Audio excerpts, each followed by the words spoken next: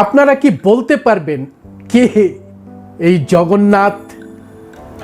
কাকে জগন্নাথ বলছে এই মানুষগুলো? এই জগন্নাথের আসল স্বরূপটা কি? পুরীর মন্দিরের সাথে এই জগন্নাথের সম্পর্ক কি আপনাদের জানা আছে? কি আছে ওই মন্দিরের ভেতরে? কি রহস্য লুকিয়ে আছে ওই মন্দিরের ভেতরে? মন্দিরের ভেতরে আছে তিনটি মূর্তি। একটা হচ্ছে জগন্নাথের মূর্তি, একটা বলদেব বা বলভদ্রের মূর্তি এবং তাদের বোন সুভদ্রার মূর্তি। এই তিনটি মূর্তিকেই নাকি সমমর্যাদায় ওখানে পুজো দেওয়া হয়। আমরা কেউ খেয়াল করি না যে যদি সমমর্যাদায় এই তিনটি মূর্তিকে অর্থাৎ কৃষ্ণ, বলরাম এবং সুভদ্রাকে সমমর্যাদায় পূজিত করা হয় ওখানে, তাহলে ওই মন্দিরটার নাম শুধুমাত্র জগন্নাথ মন্দির হলো কেন? এ প্রশ্ন আমরা কখনো করেছি? এই যে মন্দিরটি, সেই মন্দিরটি প্রতিষ্ঠা করেছিলেন 1200 শতকে অনন্ত বর্মন চোড়গঙ্গা দেব। অনন্ত দেব নামে তিনি পরিচিত। তার আসল পরিচয় হলো চোড়গঙ্গা, অর্থাৎ গঙ্গা বংশের তিনি রাজা ছিলেন। সুপ্রাচীন ভারতের সভ্যতার সাথে এবং বিশেষ করে বুদ্ধ পরম্পরার সাথে একেবারে ওতপ্রোতভাবে জড়িয়ে আছে পুরীর এই মন্দির। সেই রহস্য আজকে আপনাদের সামনে গ্রন্থ সমেত পুরো তুলে ধরব। এই অনন্ত বর্মা চোড়গঙ্গা দেব তিনি 1200 শতকে নাকি এই মন্দিরটি প্রতিষ্ঠা করেন। অনন্ত বর্মনের যে উত্তরসূরি, সেই উত্তরসূরির নাম হচ্ছে প্রতাপ রুদ্র, যিনি চৈতন্যকে নবদ্বীপ থেকে যখন চৈতন্য পালিয়ে চলে যায়, এই প্রতাপ রুদ্র তাকে আশ্রয় দিয়েছিলেন। কারণ এই চোড়গঙ্গা দেব বা অনন্ত বর্মন থেকে শুরু করে প্রতাপ রুদ্র পর্যন্ত গোটা উড়িষ্যা শাসন করেছে বুদ্ধিস্ট রাজারা। আপনাদের মনে থাকবে এই অনন্ত বর্মন চোড়গঙ্গা দেব তিনি যে রাজত্বে, তিনি যে জনপদে, বিশাল জনপদ বাস করতেন, সেই জনপদের নাম ছিল পাণ্ডু জনপদ। বিবেকানন্দ লিখেছিলেন দি সেজ অফ ইন্ডিয়া অধ্যায়ে। সেখানে বিবেকানন্দ দাবি করেছেন গর্বের সাথে, একেবারে বীর সন্ন্যাসীর মতো দাবি করেছেন, বীরত্বের সাথে দাবি করেছেন Vivekananda, to any man who knows anything about Indian history, the temple of Jagannath is an old Buddhist temple. We took this. গর্ব দেখুন, বুদ্ধিস্ট টেম্পল, কিন্তু বিবেকানন্দ বলছে we took this and others, শুধু এটা নয়, and re-Hinduized them, তাদেরকে হিন্দুকরণ করেছি। We shall have to do many things like that. বলছে আমাদের এই ধরনের আরো অনেক কিছু করতে হবে। কে? বিবেকানন্দ। কেমন ভাবে বলছে? একজন বীরের মতো বলছে যে বুদ্ধিস্টদের এই সমস্ত ওল্ড টেম্পলগুলোকে আমরা দখল করেছি এবং আরো অনেকগুলোকে এভাবে দখল করতে হবে। কোথায় পাবেন?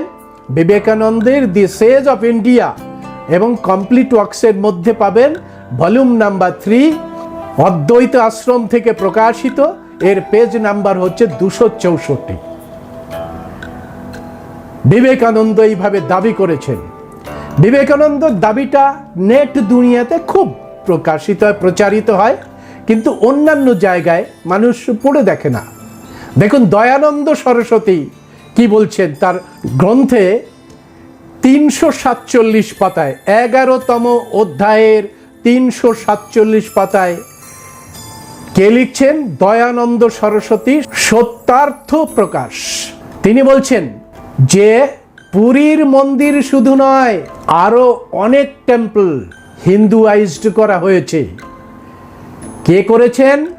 পরিষ্কার করে দয়ানন্দ সরস্বতী বলছেন যে এই কাণ্ডটি করছে যেখানে যেখানে আপনারা ভাঙা সৌধ দেখতে পাবেন, যেখানে যেখানে সৌধগুলো খনন কার্যের ফলে আবার উঠে আসছে, এই সবই ধ্বংস করেছেন শঙ্করাচার্য। কে বলছেন? দয়ানন্দ সরস্বতী। তিনি পরিষ্কার করে বলছেন শঙ্করাচার্যের নেতৃত্বে ভারতবর্ষের সমস্ত সৌধগুলোকে ধ্বংস করা হয়েছে, যেগুলো ভগ্নাবশেষ দেখা যাচ্ছে সেগুলো, এবং যেগুলোকে মাটির নিচে গুঁড়িয়ে দেওয়া হয়েছে সে সব সৌধগুলোকে ধ্বংস করে দিয়েছে শঙ্করাচার্য। বন্ধুরা, কানিংহাম যদি না আসতেন একজন প্রত্নতত্ত্ববিদ, তাহলে এই যে রহস্যগুলো ভেদ হতো না। কানিংহাম দীর্ঘ পরিশ্রম করে এই সমস্ত সৌধগুলোকে তার প্রত্নতাত্ত্বিক বিশ্লেষণ করেছেন, তার কার্বন ডেটিং করেছেন, তার যে লেখা সেই লেখাগুলোকে ধম্মলিপিতে লেখা, সেই ধম্মলিপি পালি সাহিত্যকে অধ্যয়ন করে তিনি সমস্ত যে সৌধগুলোর কাদের সৌধ সেটাকে তিনি পরিষ্কার করে বলে দিয়েছেন। কানিংহাম দি স্তূপা অফ ভরহুত নামে যে বইটি লিখেছেন, সেই বইটা লেখা হয়েছে 1879 সালে। তার 113 পাতাতে কানিংহাম লিখছেন, আমি সম্পূর্ণটা পড়ছি না, তিনি লিখছেন যে এই যে পুরীর মন্দিরের মধ্যে যে ভাস্কর্যটা রয়েছে, সেই ভাস্কর্য জগন্নাথ দেবের, বলদেবের, সুভদ্রার এই 3টি মূর্তি রয়েছে। এই 3টি মূর্তি আসলে সিম্বল। এই 3টি মূর্তি হচ্ছে বুদ্ধ, ধম্ম এবং সংঘ। তিনি পরিষ্কার করে আরেকজন বিখ্যাত প্রত্নতাত্ত্বিকের নাম করে বলছেন, যে প্রত্নতাত্ত্বিক বিল বলেছেন যে এই যে সিম্বল 3টে, এটা হচ্ছে সেক্রেড সিম্বল অফ মনি। মনি অর্থাৎ জেমস, অর্থাৎ একটা বিচারধারার যে জেমস, যে রত্ন, সেই রত্ন হচ্ছে এই 3 রত্ন। সেই 3 রত্নের নাম 3-fold জেমস। কে বলছেন? আর একজন বিখ্যাত গবেষক বিল বলছেন যে এটা triple James, 3-fold James. Cunningham পরিষ্কার করে উল্লেখ করে দিয়েছেন, there can be no reasonable doubt that the 3 rude, 3টে এই যে প্রায় আনকমপ্লিটেড যে ফিগার, সেই ফিগার হচ্ছে Jagannath and his sister and brother, now worshipped. এখন যেটাকে ওয়ারশিপড করা হচ্ছে, directly derived from this symbol. This symbol বলেছেন, this symbol মানে হচ্ছে this triple gems। অর্থাৎ জগন্নাথ হলেন আর কেউ নয়, তিনি হচ্ছেন স্বয়ং বুদ্ধ। এই নিয়ে প্রচুর লেখালেখি বাংলাতেই আছে। শিক্ষিত বাঙালি কবিরা, সাহিত্যিকেরা এই জগন্নাথকে প্রতিষ্ঠিত করেছে, এমনকি রবীন্দ্রনাথ পর্যন্ত। এখানে ডক্টর যদুনাথ সরকার বুদ্ধকে জগন্নাথ বলে সম্মানিত করেছেন, অভিহিত করেছেন, ডেকেছেন। নগেন্দ্রনাথ বসু আলেখ লীলা তার কাব্যগ্রন্থ আলেখ লীলাতে লিখেছেন, বুদ্ধই হচ্ছে জগন্নাথ। যখন অনন্ত দেব যে মন্দির প্রতিষ্ঠা করেন তার উত্তরসূরি হচ্ছে মুকুন্দ দেব। এরা সবাই বুদ্ধিস্ট। এই মুকুন্দ দেব তার যে কাব্যগ্রন্থ, সেই কাব্যগ্রন্থকে বুদ্ধকে জগন্নাথ বলে উল্লেখ করেছেন। মুকুন্দদেব তিনি একটা পদক্ষেপ নিয়েছিলেন। তিনি এই যে পন্থা, সেই পন্থাকে নিয়ে গেছিলেন তিব্বতে। তিব্বতে গিয়ে এই মুকুন্দদেব লামা যে পরম্পরা, লামা, আজকে লামা একটা জাতিতে পরিণত হয়ে গেছেন, কিন্তু নয়, লামা একটি বুদ্ধিস্ট পরম্পরা। সেই লামা পরম্পরা তৈরি করেন এই অনন্তদেবের উত্তরসূরি মুকুন্দদেব তিব্বতে এবং চীনে গিয়ে।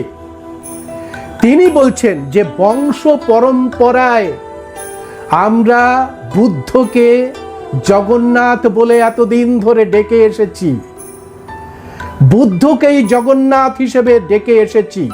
অর্থাৎ প্রতাপ রুদ্রের সময় পর্যন্ত, যখন চৈতন্য প্রতাপ রুদ্রের কাছে পৌঁছলেন, তখনও পর্যন্ত এই যে জগন্নাথ তিনি বুদ্ধ। প্রতাপ রুদ্রের পরাজয়ের পরে ওই যে মন্দির সম্পূর্ণভাবে করায়ত্ত করে নেয় এই পাণ্ডা পুরোহিতের দল, তারপরের ঘটনা আপনারা জানেন যে পুরীতে এখন কি হয়। প্রিয় দর্শক, এই যে সমস্ত পুরাতাত্ত্বিক এবং এর পেছনে যে ইতিহাসগুলো এতক্ষণ আমি বর্ণনা করলাম, সেই বর্ণনা সম্ভব হতো না যদি না আমাদের কাছে দাঠা বংশ, মহাবংশ এবং অন্যান্য যে সমস্ত বুদ্ধিস্ট লিটারেচার সেগুলো আমরা না পড়তাম।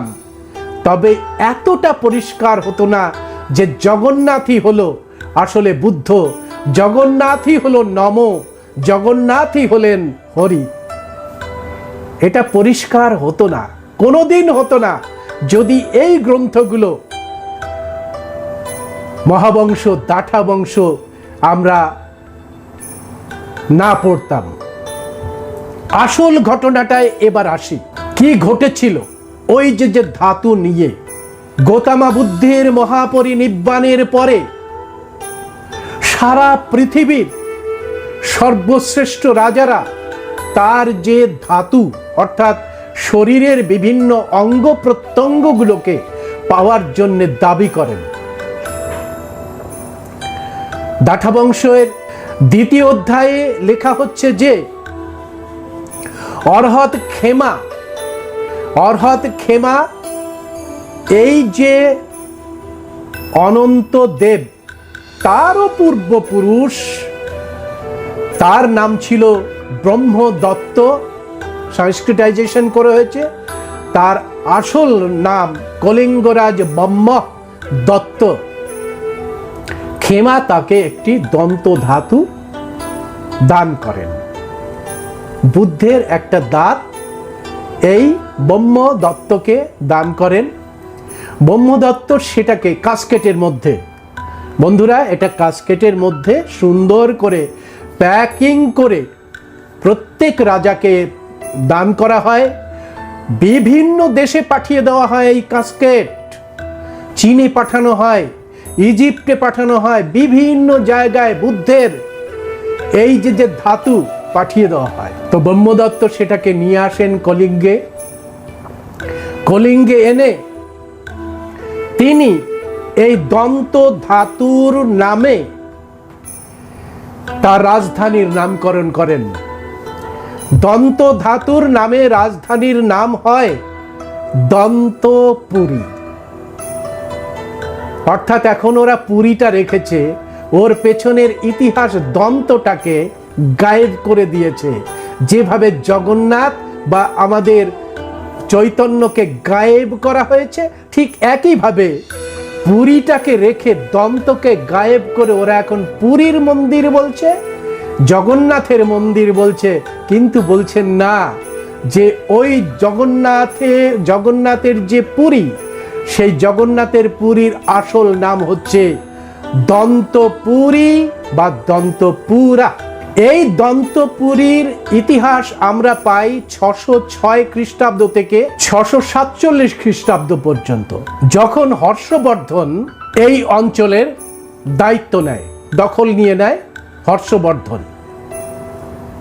এবং হর্ষবর্ধনের মৃত্যুর পরে এই পুরো অঞ্চল চলে আসে পাল রাজাদের অধীনে, অর্থাৎ পাল রাজাদের পর্যন্ত এই দন্তপুরের দন্তভুক্তি নাম হয়। দন্ত শব্দটিকে ওরা এড়িয়ে যাওয়ার জন্যে দণ্ডভুক্তি করেছে।